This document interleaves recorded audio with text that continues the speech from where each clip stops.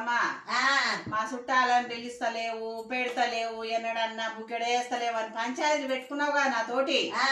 మరి రేపు పిలువు ఇక వండి పెడదాం. అట్టనా?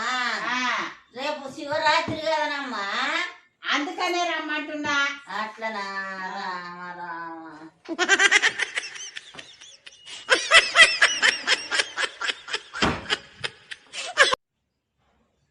డాక్టర్ అమ్మా. చెప్పమ్మా. నాకు ఎందుకో కండ్లు ఇద్దరు కనపడుతుర్రమ్మా చూస్తే. అంతేనా? ఎన్ని రోజుల నుంచి? ఇప్పుడు 6 నెలలు అవుతుంది. 6 నెలల నుంచి ఇద్దరిద్దరిని ఎట్లా చూస్తున్నావమ్మా? వచ్చి చెక్ చేయించుకోవాలి కానీ.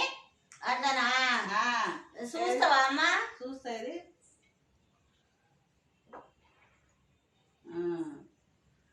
అయితే నీకు 2 కాళ్ళు ఉన్నాయి కదా, ఆ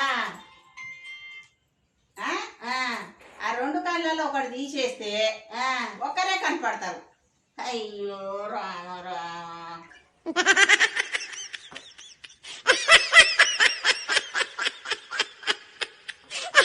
ఏం పెద్ద మనిషి కాలుకి ఏం కట్టుకట్టినావు? ఆ కోడలు పంచాయతీ పెట్టుకొని కాళీరకు వచ్చిందయ్యా.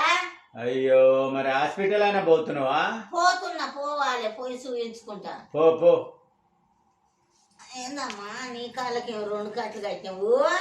ఏంది మొన్ననే వచ్చి మళ్ళా అప్పుడే కట్టు కట్టుకొని వచ్చిన సంగతి? అతనా కాలు దెబ్బ తగిలిందమ్మా, నా కోడలు కాళీరకు వచ్చింది. అయ్యో,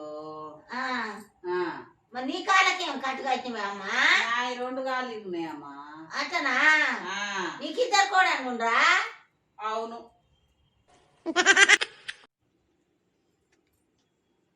ఏందే రాంబాబు కట పెళ్లి చేసుకుంటే ఇడిపోయిందట, మళ్ళా పెళ్లి చేసుకుంటే మళ్ళా ఇడాకులు అయినాయి అట్నేమే. అవును, నీకు తెలియదు ఆ సంగతి? తెలియదమ్మా.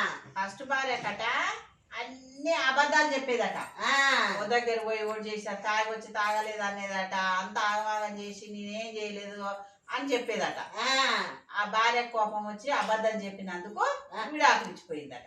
అయ్యో, మరి మళ్ళా అంటే ఈమెకు అబద్ధం చెప్తే విడాకులు ఇచ్చిపోయింది కదా, ఈసారి నిజం చెప్దామని ఉన్నాయన్ని నిజాలు 2వ భార్య చెప్పిండట.